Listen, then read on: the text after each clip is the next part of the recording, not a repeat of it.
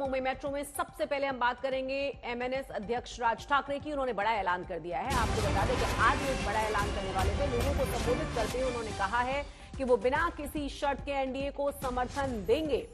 नरेंद्र मोदी की जमकर तारीफें उन्होंने की हैं और साथ ही साथ आपको बता दें कि यहां उन्होंने कहा था कि क्या उनका राजनीतिक भविष्य होने जा रहा है, क्या वो डिसीजन लेने जा रहे हैं, इसके बारे में आज वो जनता को संबोधित करेंगे। इसी मौके पर प्रधानमंत्री नरेंद्र मोदी की जमकर तारीफ उन्होंने की है। मैं किसी के अधीन काम नहीं करता, राज ठाकरे ने यह भी कहा है। फडणवीस ने संपर्क किया, इसीलिए अमित शाह से मिला।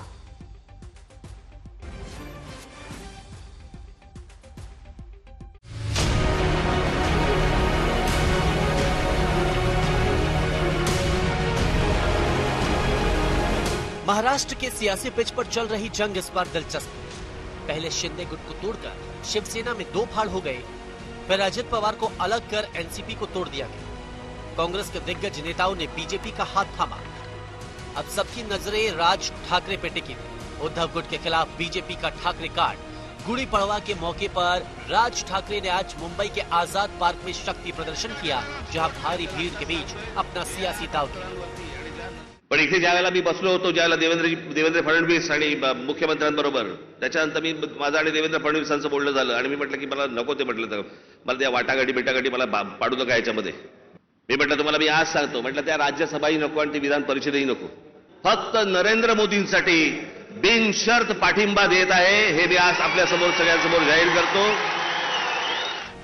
भले ही पिछले लोकसभा चुनाव में राज ठाकरे की पार्टी चुनावी मैदान में न उतरी हो, लेकिन इस बार हालात अलग नजर आ रहे हैं।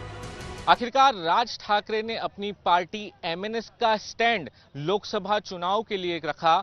उन्होंने कहा कि सिर्फ और सिर्फ प्राइम मिनिस्टर नरेंद्र मोदी के लिए बिन शर्त वो एनडीए अलायंस को समर्थन देंगे।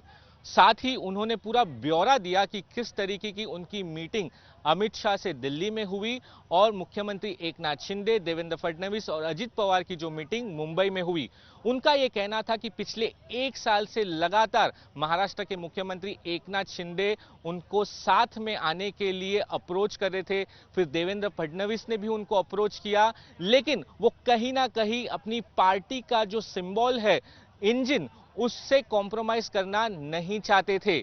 और उनका यह कहना था कि वो सीट डिस्ट्रीब्यूशन के पॉलिटिक्स में भी पड़ना नहीं चाहते। उन्होंने ये भी साफ कहा कि ना उनको लोकसभा चाहिए, राज्यसभा चाहिए, ना एमएलसी चाहिए। उनको सिर्फ इस वक्त लोकसभा चुनाव के लिए प्राइम मिनिस्टर नरेंद्र मोदी को सपोर्ट करना है। उनके चेहरे को पूरी तरीके से वो समर्थन देते हैं और आगे अपने कार्यकर्ताओं को उन्होंने कहा कि असेंबली इलेक्शंस जो महाराष्ट्र में इस साल एंड में होने वाली है, उसके लिए वो अपने कुनबे में शामिल करने की खींचतान राज ठाकरे तक भी पहुंची। राज ठाकरे ने दिल्ली में अमित शाह से मुलाकात की, तो वहीं मुंबई में फडणवीस और शिंदे के साथ कई राउंड की बैठकें चली। सीटों को लेकर खींचतान हुई। राज ठाकरे 2 सीट चाहते थे, जबकि बीजेपी उन्हें 1 सीट देने का मन बना रही थी। इस बीच बीजेपी लगातार राज ठाकरे को एनडीए में शामिल करने की कोशिश करती थी। राज ठाकरे जी ने कहा है कि उनकी भूमिका वो कल स्पष्ट करेंगे, तो मैं अपेक्षा व्यक्त करता हूं कि उन्होंने मोदी जी को समर्थन देना चाहिए, महायुति को समर्थन देना चाहिए, क्योंकि 2014 में वे ऐसे व्यक्ति थे कि जिन्होंने सबसे पहले एक प्रकार से मोदी जी को समर्थन दिया था। बीच में कुछ समय वो हमसे नाराज भी रहे, बाजू भी रहे, लेकिन पिछले कुछ सालों में उन्होंने जो हिंदुत्व का एजेंडा लिया है, उनका हिंदुत्व का एजेंडा ये हमारे एजेंडे से मिलता जुलता इस प्रकार का मिलने वाला एजेंडा है।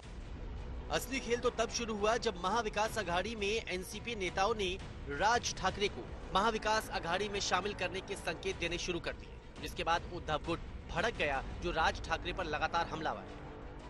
कि राज ठाकरे जी और उनकी पार्टी महाराष्ट्र नवनिर्माण सेना, ये चाहे 9 तारीख को एनडीए के साथ चली जाए, चाहे 10 तारीख को चली जाए, सबको पता है, पूरे मुंबई महाराष्ट्र को पता है कि महाराष्ट्र नवनिर्माण सेना ये भारतीय जनता पार्टी की बी टीम है। बहरहाल सवाल महाराष्ट्र की 48 सीटों का है और जिस तरह सियासी खिचड़ी यहाँ पक्की है, उससे इस बार चुनाव में लड़ाई दिलचस्प होती नजर आ रही है। मुंबई से सौरभ वक्तानिया के साथ आज तक ब्यूरो।